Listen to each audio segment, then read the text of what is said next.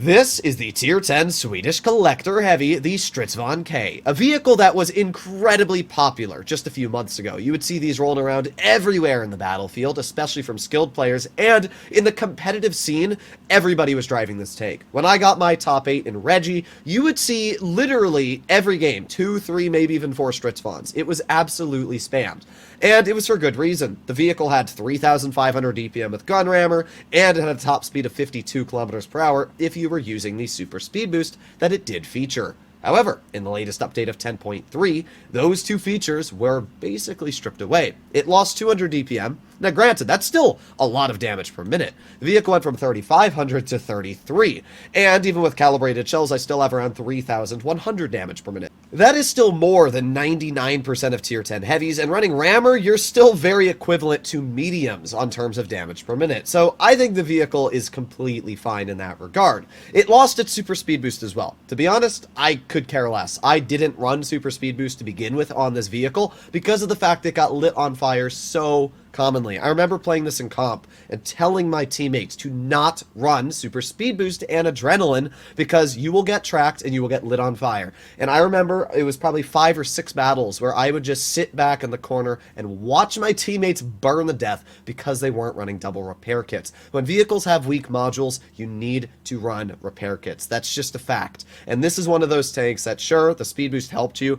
but it wasn't really that much of a buff compared to being able to, I don't know, move once you got tracked or fix your fires when you had them occur. So overall, the Stritz is, in my opinion, not really nerfed. I mean, yeah, the DPM will hurt it a bit, but it still has more than enough. What happened to the vehicle on buffs is the part that I am really excited about. First of all, it got combat stabilization. We can take a look at that if we just look at the vehicle's parameters. Combat stabilization is when you're going slower than 15, the gun is basically always fully aimed in. It's just a cool little buff, I guess. It's nothing crazy, but it will help when you're, hauled down and you're poking your opponents and backing in the cover. The other thing that got buffed on this vehicle was its on-movement dispersion. It got like 20% better, which is actually a massive buff. The major thing that I disliked about the Stritz was the fact that while you were driving it, its gun was incredibly inaccurate. It would be so annoying to drive with a 350 alpha gun on a heavy and miss shots on the move. It really hurt me. Thankfully, as I said, they buffed the on-movement dispersion, which means the vehicle will be quite a bit more accurate on the move. Overall, I think that those buffs are just as good as the nerfs that happened to the vehicle, meaning that I think the tank's just as strong. I mean, with more accuracy, sure, you might have less DPM, but you'll hit more shots. So personally, I don't really see this as a nerf. I see it as a rebalancing, which is good. You shouldn't just flat out nerf vehicles unless they're overpowered. And I didn't really see the Stritz as an overpowered tank, I just saw it as an improperly balanced one in terms of fun. The DPM was great and all, but it just kind of destroyed the fun because everything was balanced around such high levels of damage per minute. So here we are, battle number 1. Up against us, we have an M48 Patton and an E50M and a Conway getting in my way. But oh well. Alright, we are going to try and help out our mediums because the Stritz is basically a medium. I mean, heck, it features a Centurion turret, so yeah. They have a 183 and a T30, which are both very nasty things, but I'm not too worried about them. The only thing that I'm a little worried about is where their heavies are going to go. Okay, well, there's a Patton. Nice shell to the Patton right in the beginning for 400 damage. Thank you. Alright, looks like the 100 is spotted on the heavy side, which means we're not going to have to worry nearly as much. Okay, let's just push up here and see if we can maybe get a shell into the E50M or two. Let's see, we got the Patton off to the side as well. There you go, nice bounce. Let's get a shell into the Patton's lower plate, plop on our adrenaline, and even though the Patton does have more DPM than us, we have so much more HP that it really doesn't matter. We got one nice shell out, and, well, I'd love to finish off this Patton, but my teammate just drives in front of me. Teammates, ladies and gentlemen, they are the bane of fun. Alright, well, let's aim it on the side of the T30. There you go, nice shot, back in the cover before he has the opportunity to hit us. Okay, not too bad. Let's see, are we going to be able to hit that E50M in the process of running? Yes, we are! Nice 370 damage shot, finishing off that player. Okay, pretty solid start to this game. We got the T30 hatch, and there you go, easy pen. Obviously, we should be able to easily hit that hatch at this angle because we're aiming down on his tank. Let's reload again. There you go, 350 shot. We got the 183, who messes up his hesh on us. Great job, bro. Well, that allows us to get a free 368 damage shot into his tank. And yeah, you're just screwed, bro. You're literally sitting out in the open. We're going to get another shell into your tank. And is our teammates going to finish him off? Interestingly, no. Alright, well, I was going to say I'll just finish him off, but I guess that's not going to be the case. But we get a 40 damage shot finishing off the enemy T-30. We're already up to 3,200 damage, and as I said, this is just a great example. The DPM on this vehicle is more than adequate. It still gets the job done easily, and yeah, I mean, I don't have a problem with this vehicle at all. And now that we have accuracy, it feels so nice. I mean, look at this on movement dispersion. That's pretty solid. So we're going to move on over to the side of the 60 TP, or actually, I guess the rear. There we go, nice 311 shot. And because we have such high DPM, especially with our adrenaline on, we're able to get a second shell for 438. You know what, let's start shooting the E100. Actually, a pretty decent HE from him. Very, very nice roll. Yeah, but we should be okay here. Even if this player does end up finishing us off, we're going to get another easy pen right into his vehicle right there. We're going to make sure that the 60 TP does not have the opportunity to hit us, and because we have much more... Oh, I was going to say because we have much more DPM, we're able to finish off that player. But he literally got it off by, like, the hair on his chinny chin. But, again, doesn't matter. The 121 finishes off the enemy 60, and our E100 would have finished off that player, but that's okay, because our 121 should be able to.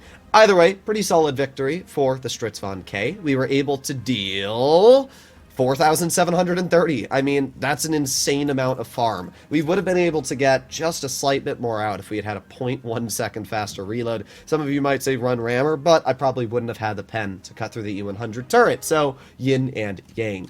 Overall, pretty good game. I can't complain. We got an ace. We did a very solid job, made a lot of credits at 140k. I think that first game was already a great example of the fact that this tank is still just as strong in terms of capabilities. Here we are, second game up against us. We have a WZ-132-1, and that's it in terms of mobility. So I'm actually going to go to heavy side because I don't really see the point in going to medium side. They have an E100, IS-7, T-125, 114, T-95. That's a lot of heavies. I'm gonna ping for our team to go this way. Hopefully, I didn't mean to let's fall back, bruh. Oh well. Let's just use our top speed as fast as possible. Come on, go, go, go, go, go. Nice. All right, can we make it across to here? This is where I want to go. Yes, beautiful. All right, well, the E100 is going to try and cross, and there you go. Nice 390 shot right into his vehicle. Our E5 is going to get fairly aggressive. We're going to aim it on his take. There you go, another nice shot. But we get petted right through the turret cheek. That's actually really lame, if I'm going to be completely real. I can't believe that guy even hit that shell on me. All right, well, we got the E5 off to the side. There is a IS-7 in the back, but I'm not too worried about him. So we're just going to shoot the E5 once. And we'll see if we can get any more shells out. Oh, is he going to shoot again? He does shoot again, which means we can poke him. There you go, got another nice roll. 438 for that one. Pretty big bonker as well. Alright, well, let's just reload, and unfortunate. I mean, we don't really need to do much, apart from just bleed our opponents out right now. So E5 shoots, we obviously out DPM him, but apparently we were overpoked just a little bit and allowed that E5 to see our weak spot, which is a bit annoying, not gonna lie. I legit cannot hatch that E5 anywhere. Don't want to be shot in the roof. Oof. Okay, we're good. We're good. E100 just shot. I'm just going to chill here, though. I mean, we should be okay. Actually, no, we should be able to pen... Yeah, I was about to say, why aren't we just shooting the E5 in the gun mantlet? I keep forgetting that the thing has a terrible, terrible gun mantlet, so we can just keep shooting him right through it. Yeah, there you go. Another nice 297 roll. Yeah, what am I talking about? This is easy, easy peasy. All right, let's get a shell into the side of his tank. There you go. We should be able to out-reload him, too, if we plop on our adrenaline, so let's just poke him here. Get another nice shot for 371. Back in the cover, and, yeah, let's be real. I don't think the C5's enjoying life. Finish him off with a hatching shot. Just like that, long live the enemy T-125. Okay, pretty solid game. All that's left is the T-95 and the 114, so we're just going to go right on out into the open here. Could really care less about this T-95, to be real. Let's just drive right over here. He is going to most likely pen me, which he does. There you go, one easy pen right into his vehicle. And let's reload again, aiming on his lower plate. This is why I always run calibrated shells, because it allows me to get pens like that into our opponents. So the T-95 is dead. We did 3,800 damage and a pretty solid victory. By the way, the E5 still needs to be buffed on the gun mantlet. People have told me that it's not a big weak spot. I legit just completely molested that poor player when I shot him in the gun mantlet. What, 2-3 shots in a row? I forgot about it for a second because I haven't fought an E5 in a while. And then I was like, wait a sec, I can just pen him through the gun mantlet, which we did. So we got another 3,800 victory, an ace, 3,000 damage. What was that, assisted or blocked? assisted. Okay, I guess we helped our team a lot somehow. Either way, very solid game. We did a lot of damage, and again, I think the Stritz is just as strong and capable as it always has been. It's an incredibly good vehicle, very fun to play, and I'm going to be playing it a lot more. Let me know in the comments down below what you think about this vehicle. Hopefully you enjoyed the video, and I'll see you all in the next one. Bye-bye.